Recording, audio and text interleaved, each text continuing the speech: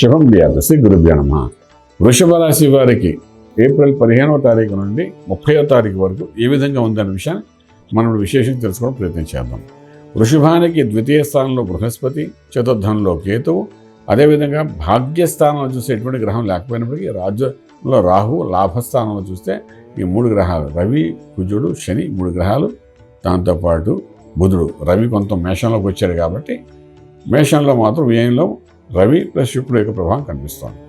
రాశ్యాధిపతి శుక్రుడు కొంత బలహీనంగా ఉన్నాడు, అంచేత కాన్ఫిడెంట్ లెవెల్స్ కొంత తగ్గుతాయి. చేసిన పనుల్లో కూడా కాన్ఫిడెంట్గా చేయకపోవడం వల్ల కొంత నష్టపోయే అవకాశం ఉంటుంది.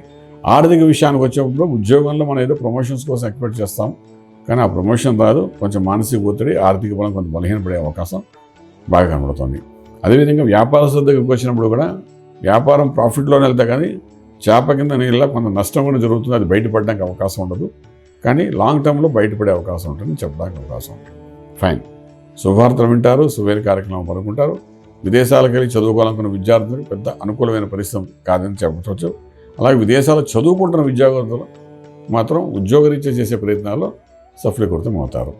అలాగే ట్రేడింగ్ వచ్చినప్పుడు steel, cement, iron, automobiles, scrap business, petrol bunks, crude oil, wine shops, ఇటువంటి వ్యాపారాలకి కొంత అనుకూలమైన వాతావరణం కనబడుతుంది.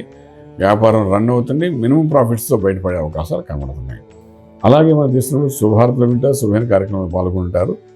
అప్పు చేసి ఇల్లు చేసే ప్రయత్నంలో సక్సెస్ఫుల్ అయిపోతారు. గవర్నమెంట్ నుండి లోన్ వస్తుంది, బ్యాంకు నుండి లోన్స్ వస్తాయి, ఇవన్నీ జరుగుతాయి. అలాగే మనం ఆరోగ్యం మహాభాగ్యం అనుకుంటాం కాబట్టి ఆరోగ్య విషయంలో చూస్తే ఎటువంటి పెద్ద చెప్పుకోదగ్గ ఇబ్బంది పడిన పరిస్థితి కనిపించదు.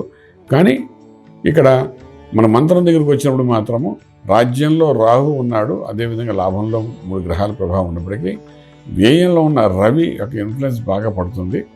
శుక్రుడు కూడా బలహీనం తక్కువ ఉన్నాడు కాబట్టి అమ్మవారి యొక్క ఆరాధన చేయడం చాలా ప్రాశస్త్యం వహిస్తుంది. సో ఇక్కడ అమ్మవారు అంటే చండీ మంత్రం కానీ, దుర్గా సప్తశతిలో సంబంధించిన మంత్రాలు కానీ, ఏదైనా అష్టోత్తరం కానీ అమ్మవారిది, దుర్గా అమ్మవారిది కానీ మనం సాధన చేసుకుంటూ కానీ ముందుకెళ్ళడానికి ప్రయత్నం చేస్తూ ఒకసారి దేవాలయ దర్శనం చేసుకుని, అమ్మవారి యొక్క దేవాలయ దర్శనం చేసుకుని, కుంకుమార్చన చేసుకుని ఆ కుంకుమాన్ని పెట్టుకోవడం ప్రయత్నించండి. దాని మూలాన కూడా కొంతవరకు బలహీనత తగ్గి రాజమార్గంలో రాజ్యం పొందగలుగుతారు. శుభం వ్యాధి.